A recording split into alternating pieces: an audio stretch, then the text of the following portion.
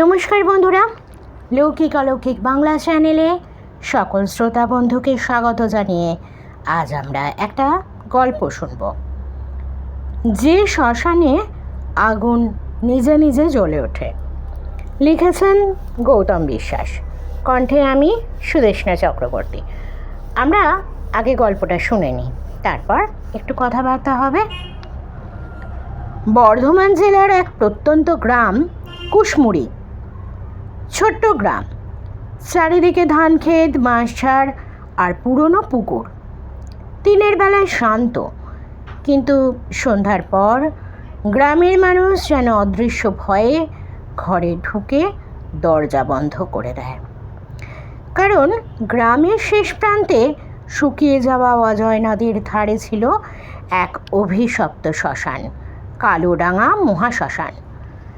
লোকমুখে প্রচলিত ছিল, বছরের নির্দিষ্ট কয়েকটি রাতে সেখানে কোনো মৃতদেহ ছাড়াই চিতা নিজে নিজে জ্বলে ওঠে, আর সেই আগুনের চারপাশে দেখা যায় অদ্ভুত সব ছায়া মূর্তি। স্থানীয় বৃদ্ধরা বলেন ওগুলো সব মৃত আত্মার, মানুষের আত্মা। আবার কারো কারো মতে ওই শ্মশানে ভয়ঙ্কর তান্ত্রিক শক্তি এখনও বেশ সক্রিয়, তাই এমনটি ঘটছে। কিন্তু গ্রামের সবচেয়ে বৃদ্ধ মানুষ, যিনি হরিপদ কাকা নামে পরিচিত, তাকে গ্রামের সকলেই বেশ মান্য করে। তিনি কিন্তু বলেন অন্য কথা। তিনি শুধু একটা কথাই বলেন, ওখানে মৃতরা ঘুমায় না। বর্ধমান শহরে থাকে ঋত্বিক রায়, পেশায় একজন নামকরা ফটোগ্রাফার। কাজ করার ফাঁকে বিভিন্ন রহস্যময় জায়গার ছবি তুলে সংগ্রহ করা তার হবি। একদিন এক সাংবাদিক বন্ধুর কাছ থেকে কালোডাঙা শ্মশানের কথা শুনে তার আগ্রহ জন্মায়। বন্ধু বলেছিল রাত 12টার পর ওখানে নাকি আগুন জ্বলে ওঠে, কেউ কাছে গেলে আর স্বাভাবিক থাকে না। এই কথা শুনে সেদিন ঋত্বিক হেসেছিল। ক্যামেরা মিথ্যে বলে না, দেখা যাক ব্যাপারটা কি। 2 দিন পরেই ঋত্বিক রায় পৌঁছে গেল কুশমুড়ি গ্রামে। গ্রামে ঢুকেই সে লক্ষ্য করল শ্মশানের নাম বলতেই মানুষের মুখ বদলে যাচ্ছে। চায়ের দোকানে চা খেতে বসে সে জিজ্ঞেস করল, কালোডাঙা শ্মশান কোন দিকে? প্রশ্ন শুনে দোকানদারের হাত কেঁপে উঠল, মুখ গম্ভীর হলো। আজ রাতেই যাবেন নাকি? হ্যাঁ, আজই। পাশে বসা এক বৃদ্ধ ধীরে ধীরে বললেন, আজ কৃষ্ণপক্ষের চতুর্দশী, আজ শ্মশানে আগুন জ্বলবে। ঋত্বিক মুচকি হেসে বলল, আগুন কেউ না কেউ জ্বালাই। বৃদ্ধ তার দিকে স্থির চোখে তাকিয়ে বললেন, মানুষের দেয়া হাতের আগুন আর ওই আগুন এক নয় বাবু। সন্ধ্যা নামতেই ঋত্বিক ক্যামেরা, ট্রাইপড আর টর্চ নিয়ে শ্মশানের দিকে রওনা দিল। রাস্তা যত এগোতে লাগলো বাতাস তত ঠান্ডা হয়ে উঠল। দূরে শিয়াল কুকুরের গম্ভীর রব, কোথাও যেন কোনো মানুষের চিহ্ন নেই। যেন এই গ্রামে কোনো মানুষ বাস করে না, মৃত্যুও স্পর্শ করে না। ঠিক সেই সময় হঠাৎ সে একটা পুরা গন্ধ পেল, যেন সদ্য চিতা জ্বলেছে। কিন্তু গ্রামের কেউ তো মারা যায়নি, হরিধ্বনিও শুনতে পায়নি। আরও কিছুটা এগোতেই সে দেখতে পেল শ্মশানটা। শ্মশান জুড়ে রয়েছে বিশাল এক বট গাছ, চারিদিকে ছাই, ছড়িয়ে ছিটিয়ে রয়েছে আধপোড়া চিতার কাঠ আর হাড়। মাঝখানে কালো মাটির এক ফাঁকা প্রান্তর। জায়গাটা দেখে ঋত্বিকের বুকের ভিতর কেমন যেন চাপা অস্বস্তি জন্মালো। ঠিক তখনই পিছন থেকে একটা গম্ভীর গলা ভেসে এলো, রাতে এখানে থাকা ঠিক নয়। ঋত্বিক ঘুরে দাঁড়ালো, দেখলো এক বৃদ্ধ দাঁড়িয়ে আছেন। গায়ে মলিন সাদা কাপড়, সারা গায়ে মুখে ছাই মাখা, চোখ দুটো অস্বাভাবিক উজ্জ্বল। আপনি কে? বৃদ্ধ ধীরে ধীরে বললেন, আমি এই শ্মশানের রক্ষক। এখানে কি সত্যিই আগুন জ্বলে ওঠে? বৃদ্ধ কিছুক্ষণ চুপ করে রইলেন, তারপর বললেন, যে আগুন একবার জ্বলে উঠেছে সে সহজে নেভে না। কথাটা বলে তিনি অন্ধকারে হাঁটতে হাঁটতে মিলিয়ে গেলেন। ঋত্বিক অবাক হয়ে তাকিয়ে রইল সেই দিকে। রাত বাড়ছিল, আকাশে চাঁদ নেই, চারিদিকে এমন অন্ধকার যেন পৃথিবী থেকে আলো মুছে গেছে। ঋত্বিক একটি সাজানো চিতার সামনে ক্যামেরা বসিয়ে অপেক্ষা করতে লাগলো। রাত ঠিক 12টা। হঠাৎ তপ, শ্মশানের মাঝখানে একটা আগুন জ্বলে উঠল নিজে নিজে। কেউ নেই, কোনো কাঠ নেই, তবু আগুন জ্বলছে। ঋত্বিকের শরীর ঠান্ডা হয়ে গেল। সে দ্রুত ক্যামেরা অন করলো। ঠিক তখনই আর একটা আগুন জ্বলে উঠল, তারপর আর একটা।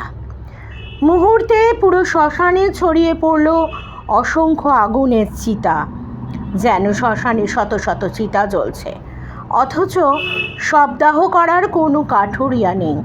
হঠাৎ ভেসে এলো চাপা কান্নার আওয়াজ। কেউ যেন শোকে গুমড়িয়ে গুমড়িয়ে কাঁদছে, কখনো একাকী, আবার কখনো অনেকগুলো মানুষ একসঙ্গে। ঋত্বিকের হাত কাঁপতে লাগলো। সে ক্যামেরা লেন্সে চোখ রাখতেই বুকের রক্ত জমে গেল। আগুনের চারপাশে দাঁড়িয়ে আছে অনেকগুলো ছায়ামূর্তি। তাদের পোড়া শরীর, ফাঁকা চোখ, কারো মুখ নেই, কারো শরীর অর্ধেক। তারা সবাই আগুনের দিকে তাকিয়ে আছে। হঠাৎ তাদের মধ্যে একজন মুখ ঘুরিয়ে ঋত্বিকের দিকে তাকালো। তার চোখ নেই, শুধু কালো গর্ত। ঋত্বিক পিছিয়ে যেতে গিয়েও থেমে গেল, কারণ পিছনে দাঁড়িয়ে আছেন সেই বৃদ্ধ।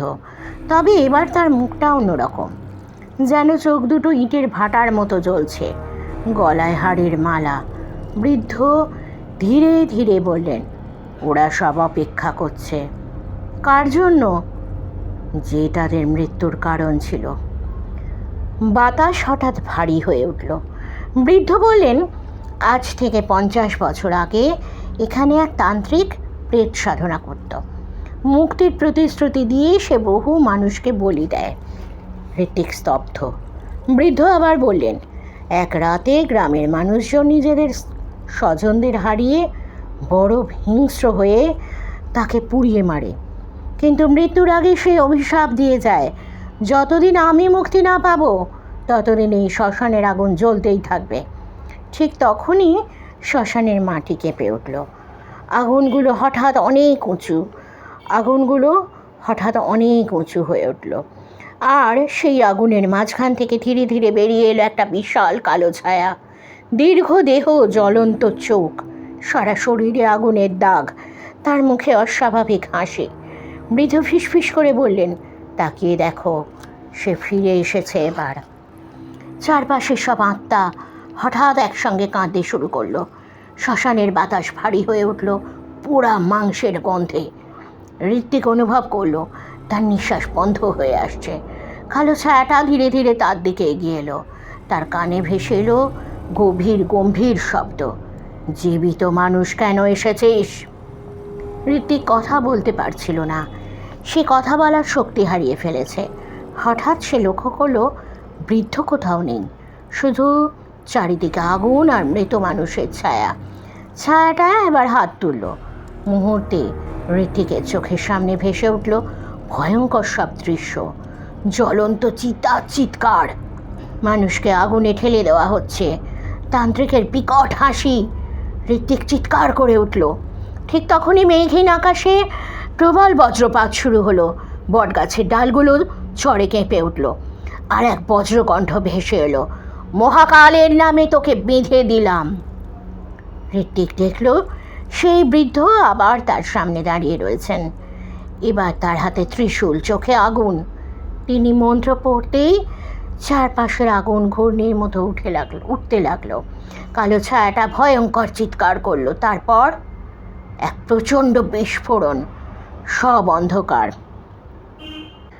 পরদিন সকালে গ্রামের লোকেরা শ্মশানের বাইরে ঋত্বিককে অচেতন অবস্থায় পড়ে থাকতে দেখল। তার ক্যামেরা ভেঙে গেছে। জ্ঞান ফেরার পর সে কাঁপতে কাঁপতে গত রাতের সব কথা জানালো গ্রামবাসীদের। গ্রামের বৃদ্ধরা স্তব্ধ হয়ে গেলেন। তাদের মধ্যে সেই হরিপদ কাকাও ছিলেন।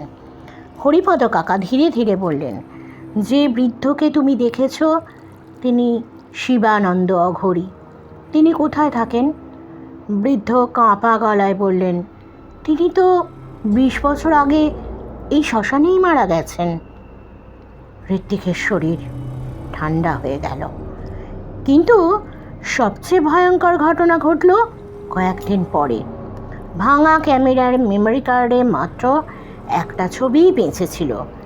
সেই ছবি দেখা যাচ্ছিল জ্বলন্ত আগুনের সামনে দাঁড়িয়ে আছেন ত্রিশূলধারী এক অঘোরী সাধু, আর তার পিছনে অসংখ্য আগুনের মধ্যে দাঁড়িয়ে আছে পোড়া মৃত মানুষের ছায়া। এই ছিল আজকের গল্প। কেমন লাগলো অবশ্যই জানাবেন। যারা আমার চ্যানেলে নতুন যুক্ত হয়েছেন বা আমাদের পরিবারের নতুন সদস্য হয়েছেন, তাদের অনেকেই আমার নিজের জীবনের কিছু ঘটনা শুনতে চেয়েছেন। তাদের বলেওছি পুরনো ভিডিওগুলো শুনতে, কিন্তু তা সত্ত্বেও তারা বলছেন আরও একবার যদি একটু কিছু ঘটনা শোনানো যায়। তো তাহলে তো আমাকে ফিরে যেতে হবে আমাদের সেই বেলঘড়িয়ার বাড়িতে, যেটা স্টেশনের কাছেই ছিল, 1 নম্বরের দিকে। কিন্তু ঠিক কোন জায়গাটা বলবো না, যেটা ইউটিউবে বলা নিয়ম নয়। আর বাড়িটার ডেসক্রিপশান আপনাদের কাছে নতুন করে একবার দিয়ে দিই। বাড়িটা 3টি ভাগ ছিল, মানে দোতলা করে বিল্ডিং, সামনে, মাঝখানে, পেছনে। তৎসংলগ্ন ছিল খামার বাড়ি, যেখানে ওই হাঁস মুরগি এইসব থাকতো, নানা রকম পশু পাখি। তারপর আরও নানা রকম ছোট ছোট ঘর বাইরের দিকে ছিল। আর পেছন দিকটা ছিল একটা পুকুর। মানে আমার যে ছোট কাকার বাড়িটা, যেটা একদম মানে পেছন দিকে যে দোতলা বাড়িটা, ওখান দিয়ে আর একটা রাস্তা ছিল যেখান দিয়ে আমরা পেছনে ওই মানে আমাদের বাড়ির মানে আমাদের মাঝখানের বাড়িটা, যেটার দরজা দিয়ে বেরোলে ওই গলিটাতেও যাওয়া যেত।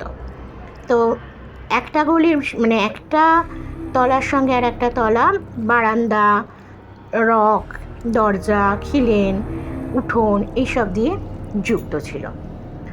তো সেই দিনটা, যে দিনটার কথা বলতে চলেছি, সেদিন ছিল শীতকাল এবং আমার হায়ার সেকেন্ডারি এক্সামের টেস্ট পরীক্ষার কদিন আগে, দিন 15-16 আগের ঘটনা। তো সেই রাতটায় কি হয়েছিল, আমার ঠাকুমা মারা গিয়েছিলেন। ঠাকুমা মারা যাওয়ার পরে যে ঘটনাটা অদ্ভুত ঘটেছিল সেটা হচ্ছে, সবাই জানে যে ছেলেরা ধারণ করে, পোশাক ধারণ করে এবং কোমরে আসন লাগানো থাকে, আর গায়ে একটা সাদা চাদর থাকে ইত্যাদি, এবং একটা করে লোহার চাবি প্রত্যেকে, আমাদের গাঙ্গুলি বাড়ির ছেলেরা পৈতেতে একটা করে লোহার চাবি বেঁধে নিয়েছিল। তো যাই হোক, সেই দিনটা মাটিতে ঘুমোতে হবে। তো আমার বাবাকে নিচে আর কি মেঝেতে বিছানা করে দেওয়া হয়েছিল, একটা ওই কম্বলের ওপরে না কিসের ওপর আমার ঠিক মনে নেই। যাই হোক, উনি নিচে শুয়েছিলেন। এবার ঘটনাটা হচ্ছে যে, আমরা যখন শুয়েছিলাম, নিয়ম হচ্ছে আলো জ্বেলে ঘুমোনো। তো আমার মা বোধহয়, মা কি বাবাকে আমি ঠিক মনে নেই, এতদিন পর লাইটটা নিভিয়ে দিয়েছিল। আমি আর মা ওপরে খাটায় শুয়েছিলাম, মশারি টাঙানো ছিল, আর বাবা নিচে ওই চৌকো মতো জায়গা, ওখানে বিছানা করে শুয়েছিল।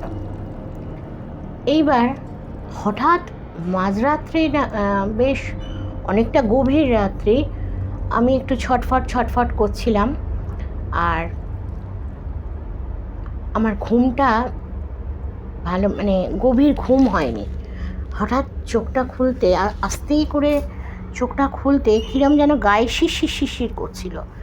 তারপর আমি তাকিয়ে দেখি মাথার শেহরের থেকে ঘুরে ঠিক এল শেপে, আর পায়ের দিকে অবধি, মানে খাটটা তো দেয়ালের দিকে একদম ঠেসিয়ে লাগানো, এবার বাবা যেদিকে শুয়ে আছে তা ওই দিকটা আমাদের মাথা পড়েছে। ওখান থেকে এল শেপ ধারণ করে সাদা সাদা ধোঁয়া ধোঁয়া কুয়াশা কুয়াশা মতন অজস্র মূর্তি। এবার আমি ঠিক বুঝতে পারছিলাম না যে আমি কি দেখছি, এরা কারা, কিছুতেই বুঝতে পারছি না। আর আমার খুব শীত করছিল। তো ইতিমধ্যে মা একটু দূরে শুয়েছিল, আমি একটু দেয়ালের দিকে সরে এসেছিলাম। আর হঠাৎ করে সারা শরীর ভীষণ ভারী হয়ে গিয়েছিল, একটা কাঁপুনি দিচ্ছিল। তো আস্তে আস্তে আমি অনেক কষ্টে মায়ের কাছে সরতে থাকছিলাম, ঠিক গায়ে যেন জোর পাচ্ছি না। এমতাবস্থায় হঠাৎ বাবা চিৎকার করে উঠেছে, করে একটা বিকট আওয়াজ। এইবার আমি ধারাস করে উঠে বসে খুব সাহস সঞ্চয় করে উঠে বসি এবং মাকে জড়িয়ে ধরি। মাও ধর্মর করে উঠে পড়ে। তারপর অনেক আস্তে আস্তে টর্চ ছিল আমার কাছে, মা টর্চটা নিয়ে কোনো রকমে আলোটা জ্বেলে দেয়, টিউবলাইটটা জ্বেলে দেওয়া হয়। তখন বাবাকে এরকম ঝাঁকানো হয়, কি হয়েছে করে। তখন বাবা বলেন যে বাবার গলাটা নাকি কেউ চেপে ধরেছিল এবং বলছিল তোকে নিয়ে যাব, বারবার বলছিল তোকে নিয়ে যাব। এইবার বাবা উঠে বসলো। তারপর সারা রাত আলো জ্বেলে আমরা বসেই ছিলাম। তো যাই হোক, কিছুদিন পরে তো পরীক্ষা ছিল, তাই জন্য ব্যাপারটাকে নিয়ে অতটা করিনি। কিন্তু এরপর যতদিন না আমার পরীক্ষা মিটেছে আমি আলো জ্বালিয়ে ঘুমোতাম। আমার সেই সাহস ছিল না যে আমি আলো নিভিয়ে দেবো। এই ছিল আমার জীবনের একটা ঘটনা।